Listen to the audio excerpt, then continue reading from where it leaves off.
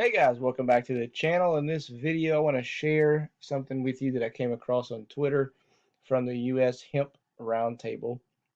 I was just kind of browsing through my Twitter feed, and this came up below that US Hemp Roundtable posted, will Michigan become the next state to explicitly legalize hemp and CBD products? And it says the uh, General Counsel testified on the behalf of HB 5061, which would clarify the legality of hemp products such as topicals, foods, and dietary supplements. So they played a quick little clip here. This is about a minute long, but I found the full video that I want to share with you. It's about 11, almost 12 minutes long. I think it's like 11 minutes and 39 seconds total. So you're going to not hear me talk anymore, but you're going to hear these guys talk, which is what I wanted you to listen to anyway. So take care. Hope you enjoy the video, and leave me a comment below. Let me know what you think. And obviously, this is in regard to our Hemp Inc. investment, ticker symbol HEMP.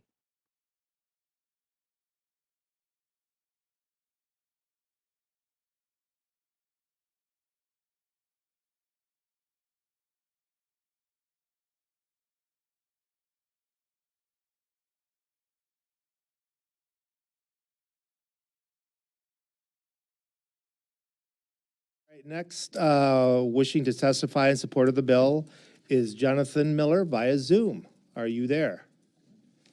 I'm here. Can you hear me? Yep, go ahead.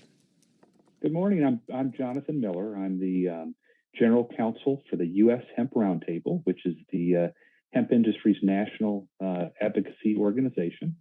We were deeply involved in helping craft federal legislation that has provided for the legalization of hemp. And we're also engaged in, we've been engaged in probably 24 states to promote legalization and the regulatory treatment of hemp and hemp products. We worked very closely with your all's cannabis division to help deal with a particular issue of crisis, which involved intoxicating cannabis products that were being sold under the guise of hemp. One of them that's most prominent is known as Delta 8 THC. And together with them, we made recommendations to the legislature, which passed a bill that we are now using as a model for the rest of the country.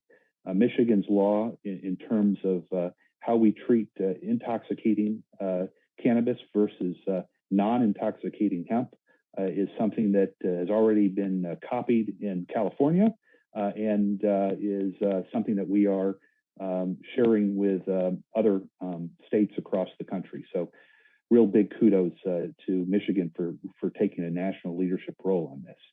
So today, this bill is dealing with non-intoxicating hemp. As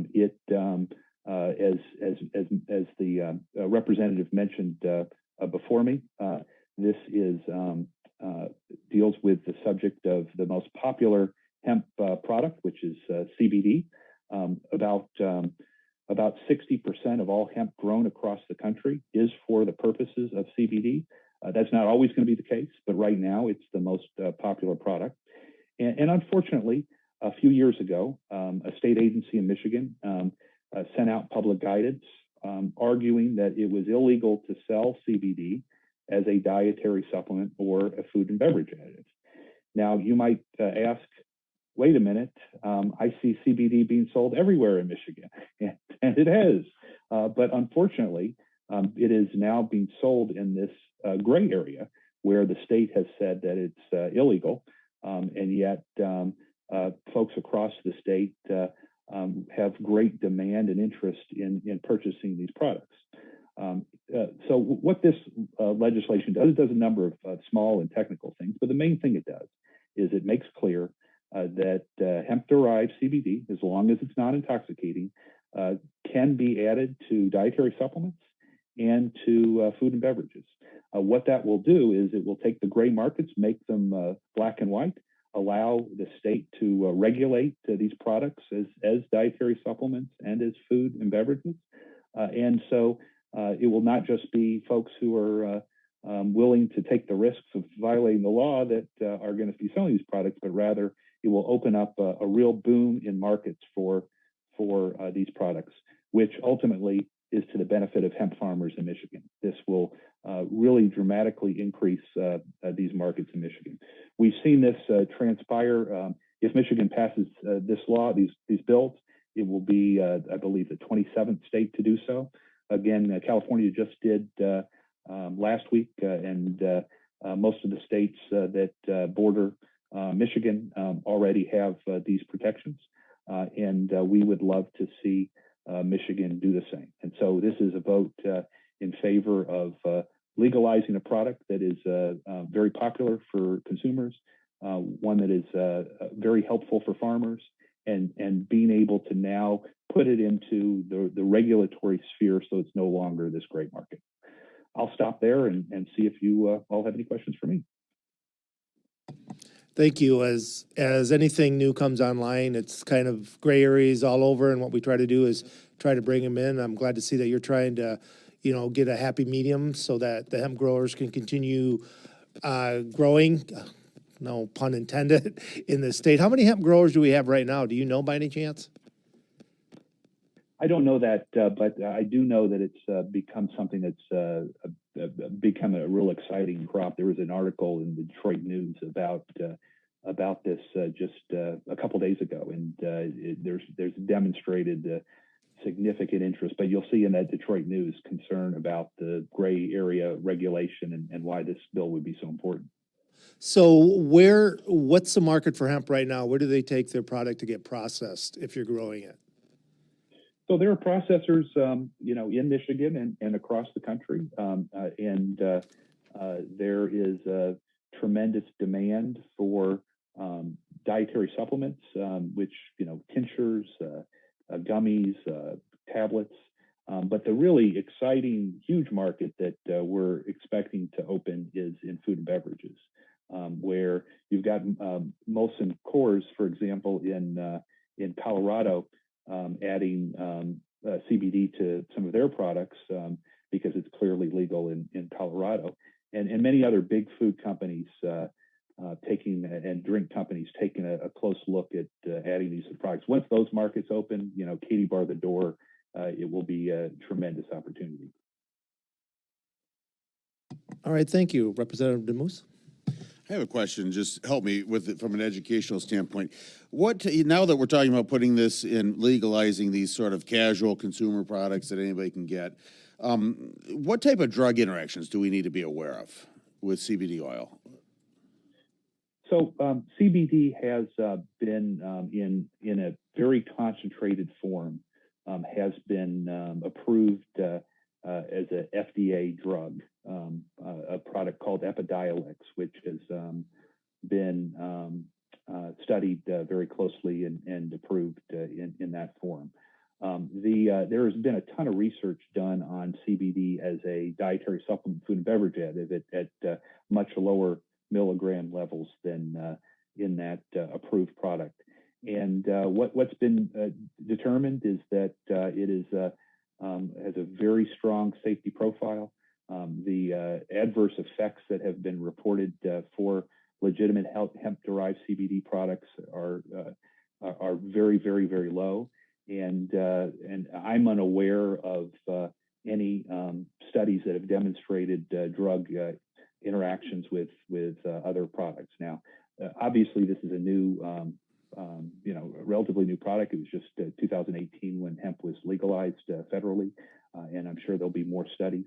But to date, the studies done by industry, done by academia, done in front of the FDA have demonstrated it's got a very strong safety profile. What kind of, if I can follow up, what kind of warning labels would be included on these products? When I see nice little pictures of these chill gummy bears, I look at it like my kids are attracted to that. I might even buy them for them by accident here. What type of warning labels would be required? Well, the FDA is not yet regulated these products. But most good faith manufacturers are providing a lot of detailed information, including QR codes that allow for clear transparency in terms of what's in the product and what what they do. There are on most products warnings that advise about seeing a physician if you're going to give it to children. But we certainly do welcome what other states have done in this area of labeling, and if Michigan wants to develop its own specific regulations for labeling, we would love to work with you on that. Thank you. Thank you. Rep. Altman? Thank you, Mr. Chair, and thank you, sir, for being here to testify. A little bit familiar with CBD. I know it's used quite frequently in many instances, one being to treat children that have severe seizures and things like that. I also give it to my dog. It's actually great for older dogs. Just a question here. Looking at this document, it says that the FDA doesn't consider CBD an approved additive for consumable products. Have you heard any whispers of the administration changing that policy?